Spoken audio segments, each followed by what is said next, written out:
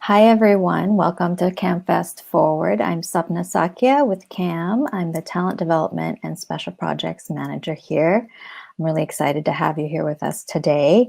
You just watched this short series, The Good Fight, featuring two films, the film Coverage and the film Fighting for Family. We'll be speaking with the directors and the protagonists from both of these films today. And first up, we'll be chatting with the Coverage team. We have with us today director Set Hernandez Ronquillo, as well as protagonist Hector Plasencia. Hi, Set. Hi, Hector. Thank you so much for joining us today. How are you? Doing good. How are you all? Good, good. I'm excited to have this conversation. So, Set, I'd love to start with you. Coverage is a film about the fight for healthcare for all, and specifically for undocumented workers. In your film, you feature an elder caregiver, Emma, as well as Hector, who's an advocate for undocumented community rights, specifically healthcare. Talk to me a little bit, Set, about your journey to where you are today. How did you, first of all, come to filmmaking and specifically to doing films about the undocumented community? Thank you, Sapna, for that question.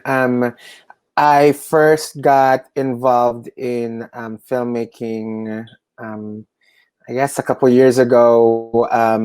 But my background has mostly been in immigrant justice organizing. My first full-time job, I guess, was advocating for the Health for All campaign, doing communications work, and actually Hector was a mentor from way many moons ago. And even in that job, working together around healthcare access for undocumented folks, and doing communications work in the immigrant justice movement. I felt often that the way our community stories are told is often packaged for a mainstream audience. Being undocumented myself, it often felt like, stories of undocumented people are told so that, other people would feel sorry for us and so that they would do something for us, vote on our behalf because we can't vote, right? And I think as undocumented folks, we really understand that, there's so much power in our community. Yes, there is, a lot of fear and trauma that does exist, but that's not all that we are. As human beings, we experience the entire gradient of human emotions and experiences. And for me, as a person who kind of carries the hats, I guess, and wears the hats of a filmmaker and an organizer, I want to be able to work with community to uplift how the undocumented immigrant community, we're so much more than what was portrayed, and also really catering to undocumented audiences so that undocumented folks can see ourselves, in ways that we experience, being able to uplift how, there's different kinds of undocumented immigrants, undocumented folks that are advocates, undocumented folks that are home care workers, undocumented work of people that are filmmakers, and undocumented folks who speak different kinds of languages. That's why coverage is intentionally in 3 languages, so I think with those intentions is how I kind of entered this world of filmmaking. Thank you. Thank you. That was beautiful. And I have a similar question for Hector.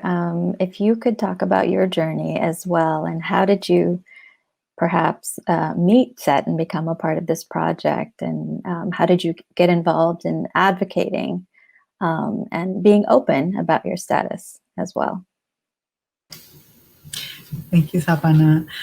Again, my name is Hector Plasencia, and I am undocumented. I am transgender and queer. And so being able to organize around these experiences has been more than 15 years now. Initially as a student, advocating for access and support to go to school, and really that can really impact your livelihood. We continue to statewide and national campaigns to be able to advance immigrant justice within California and the United States. And I was fortunate enough to be able to work with the UCLA Labor Center's Dream Resource Center, where we actually, in partnership, directed a national program for undocumented immigrant youth. We had a specific program for California to be able to really elevate this intersection between access to healthcare and our undocumented status. We know that healthcare is a human right, and simply because of your status, being denied your ability to live is completely unjust. And so Seth joined our team, like he mentioned, within communications. The need to be able to elevate this issue is critical, which is why we're in his desire and interest to be able to expand this issue to the film. We're very intentional in being able to expand this issue beyond California. Nationally, we understand that we have larger conversations around immigrant rights and protections for undocumented people, and being able to root our decisions in humanity and justice is really our guiding point. And so we recognize that there's a need to be able to have healthcare at the national level, health for all at the national level, Medicare for all, universal healthcare. Especially now in the pandemic, it's essential for people to be able to make these connections about the need to be able to take care of our people that live in this land, regardless of status. Thank you. That was great. In the film set, when Emma, who's a caregiver, talks about the inability to access care, it's so poignant because she is there providing this really intimate care for this elder woman, right? And it's quite heartbreaking. And this is a question for both of you. Perhaps you could talk a little bit about or give us an update on the situation now. What does this fight look like? As you mentioned, this is an ongoing struggle for gaining rights for undocumented immigrants. Since the documentation in the film, what is an update that you can provide for audiences today? Maybe we'll start with Hector. Yes. Politically here in California, it's really heartbreaking because we're in the middle of a pandemic, and there's this bill that would actually provide aid for undocumented people. We weren't able to advance it this year, and we're going to continue to fight next year.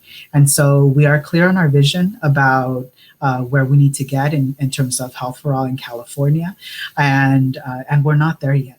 We know that the film is strategic in that, and really bringing all of you to this fight as allies, as accomplices, to be able to grow this movement.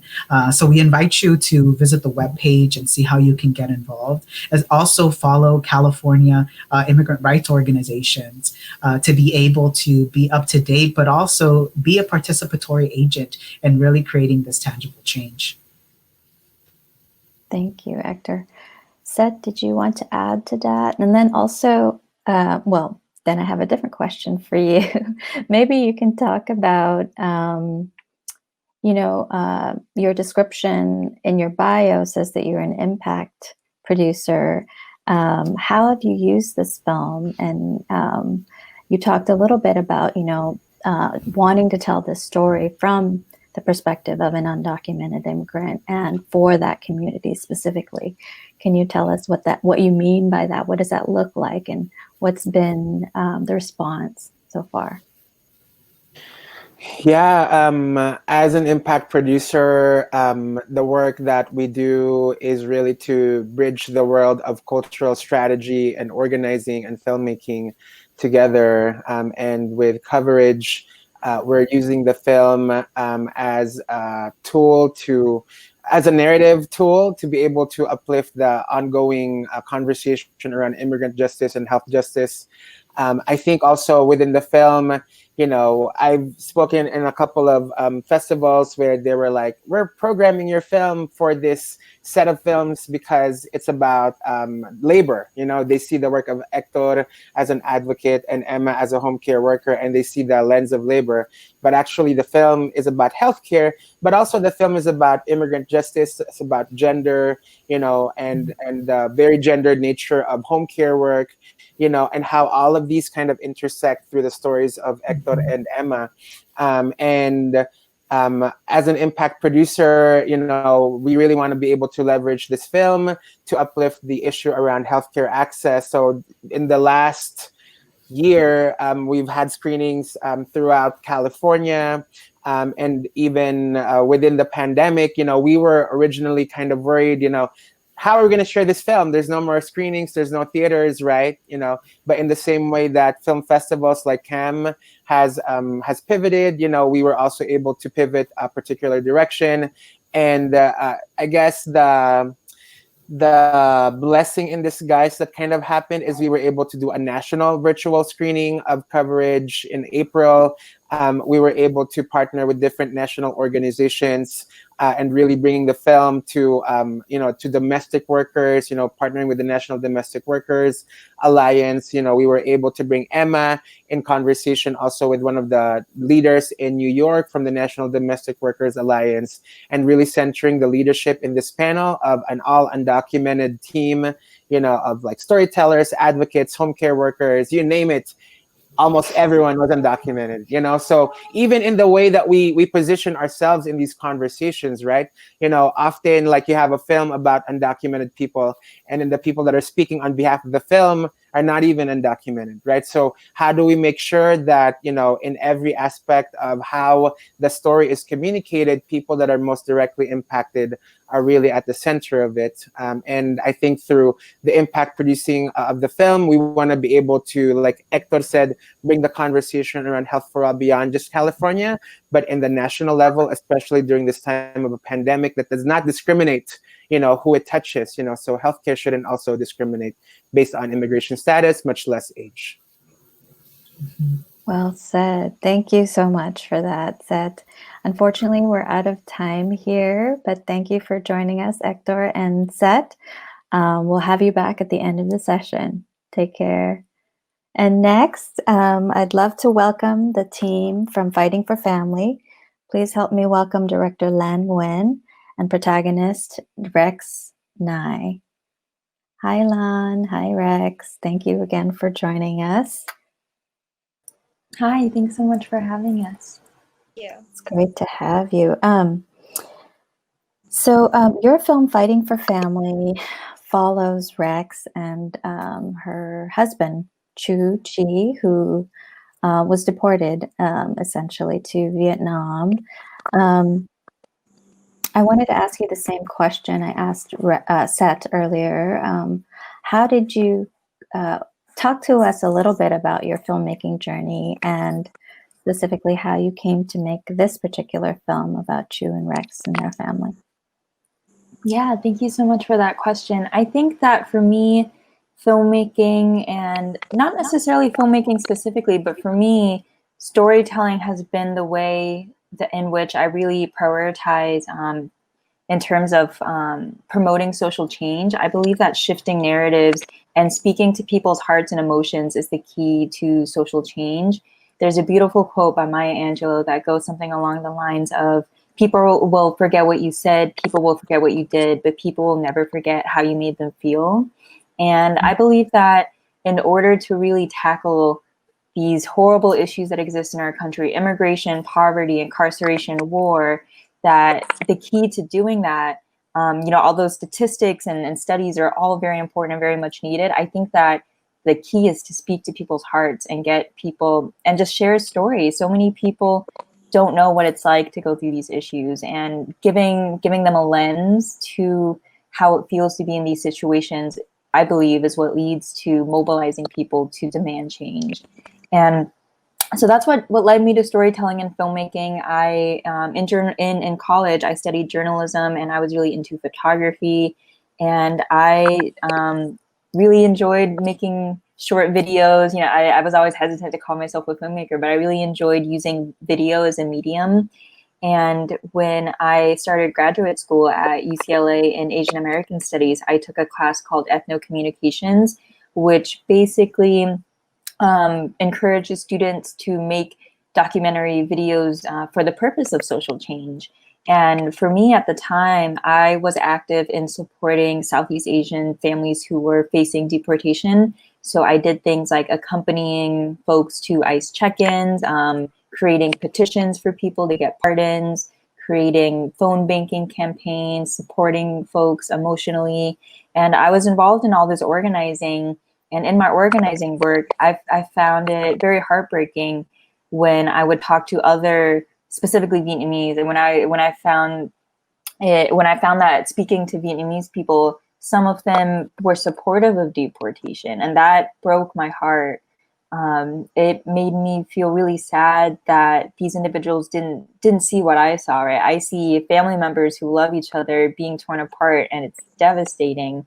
And they didn't see what I saw, so I sought out to create a film to help bridge that gap and help folks see the truth, the reality of incarceration and deportation. And since then, in our screenings, I have screened to some folks who are not already on our side. Maybe they're a bit iffy on immigration issues. And I do feel like we've been able to touch their hearts and minds. And I don't know, maybe they'll utilize that in how they vote. Maybe they'll utilize that in what kind of issues they support. And that's really the goal of the film.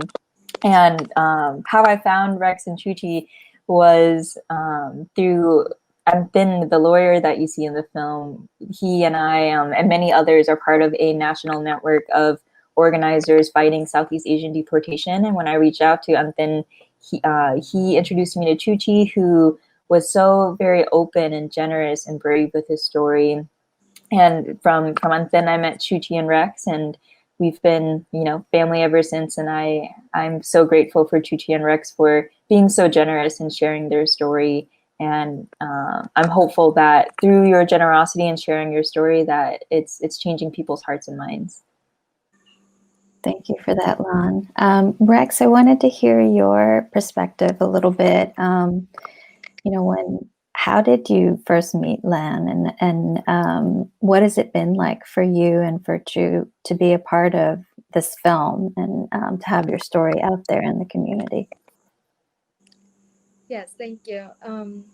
I mean, when we first met Lan, she was an amazing person.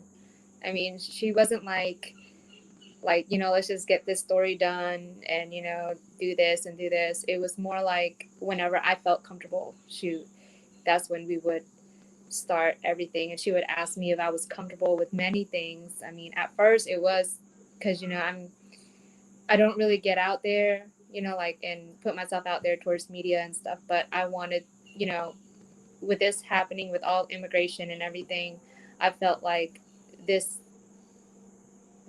other people have to know that, you know, this does happen and families are breaking apart, and, you know, we should push forward to letting us be heard, and so that other people know and other people would try to prevent this or help, you know, like the immigration just, you know, like stop existing. Because I mean, like, to me and my husband, it's very heartbreaking, of course, and I believe that with every immigration, and it's just unfair, especially when you're already a family, you know. I mean, at first it was hard, but with Sister Lan, she made it very comfortable, and everything was good, you know. Yeah, no, it definitely comes across in the film. The film is such a lovely portrait of the love in your family, Rex. It was really beautiful. And to get to see your children interacting with their dad as well, that was really great. Can you tell us a little bit, I think you touch on it in the film as well. You are from Vietnam originally, as is your husband, but both of you are from ethnic minorities or ethnic minority communities. And I don't think many people are aware of those Yes. communities. Can you tell us a little bit more about that? Yes. So father and my father are Martignards. We're Martignards, and his father and my father both fought in the Vietnam War, helping the Americans. So they're veterans of the Vietnam War because they helped the Americans, like spying on the Vietnam soldiers and bringing back information for the Americans. And um, his father was the one who went on the airplane, I guess, doing the Agent Orange, the herbicide that spread it or whatever. And I think he's infected with that right now, but they can't really do anything for him right now. And I don't know why. Like, as part of veterans, they're not seeing to that point where like he's being treated. You know what I mean? My dad, he worked the same way too. He helped like he was being like a spy for the American soldiers, giving them information about the Vietnamese soldiers back then. And so, yeah, his father and my father contributed to that war, and so did the Martignard people. A lot of us did, and so yeah, we're Martignard means mountain people, and Oops. I think we lost Rex. Uh-oh. Oh, there she is. Yay, you're back. We lost you for a minute. Can you hear us? Hi, Rex. We lost you briefly. sorry. You were in the middle of talking about both your fathers, I believe, who were Yeah. fighting with the U.S. Army during the Vietnam War. Yes. We only have a couple more minutes, but I wanted to hear either one of you can chime in. What is this update on Chu and his status, and is there any hope for potentially bringing him back and reuniting with the family? So it's more of like a